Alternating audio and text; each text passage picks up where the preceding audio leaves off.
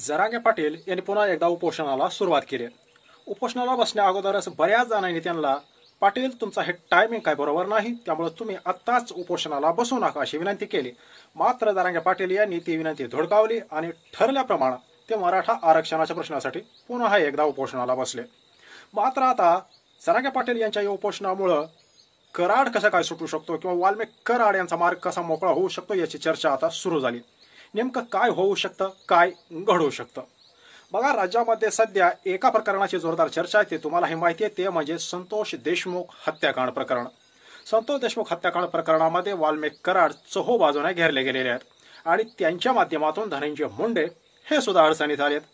राज्याच्या राजकारणाचा hot topic सध्या संतोष देशमुख हत्याकांड हाच आहे आणि त्यामुळे त्यांच्या विषयाला धरून राज्यातल्या वेगवेगळ्या जिल्ह्यामध्ये वेगवेगळे मोर्चे निघत आहेत. आणि आश्चर्याची गोष्ट म्हणजे भारतीय जनता पक्षाचे आमदार असणारे सुरेश धस हे आपल्या लोकल लेवलचा राजकारण त्याचा कुठेतरी संबंध असल्यामुळं त्यांनी हे प्रकरण जोरदारपणे लावून धरलेलं आहे.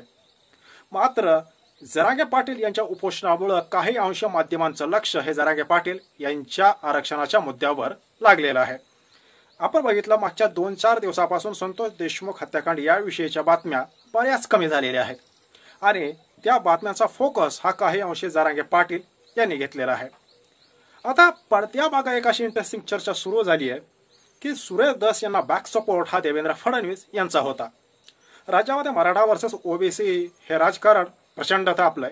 मात्र अशा वातावरणात सुद्धा देवेंद्र फडणवीस यांनी विधानसभा निवडणूक मोठ्या फरकाने जिंकली.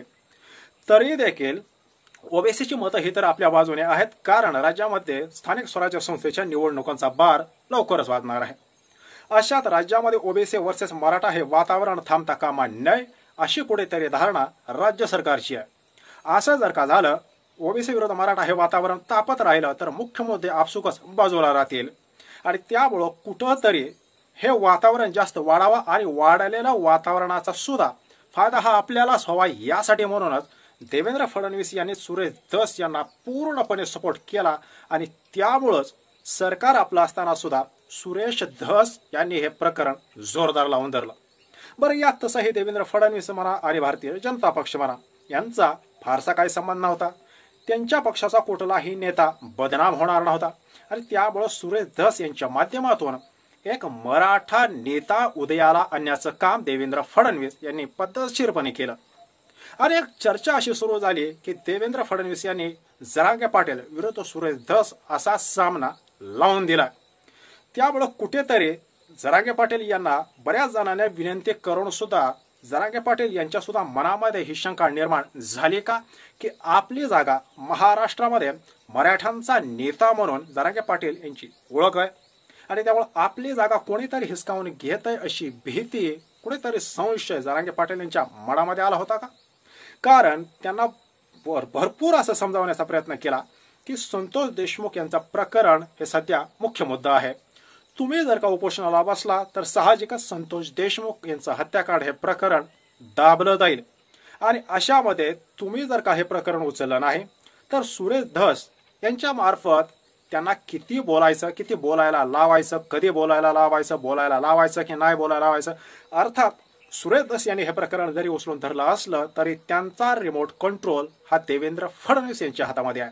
देवेंद्र फडणवीस यांना जेव्हा वाटेल तेव्हा ते कळ दाबतील आणि सुरेश धस बोलायला लागतील.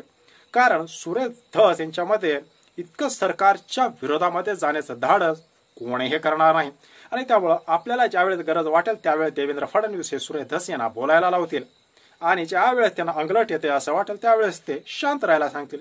मग अशा वेळेस एक तटस्थ राहून जो भूमिका घेतली असती त्या माणसाचं नाव अर्थात जरांगे पाटील होतं, कारण त्यांना राजकारणाशी देणं घेणं नव्हतं.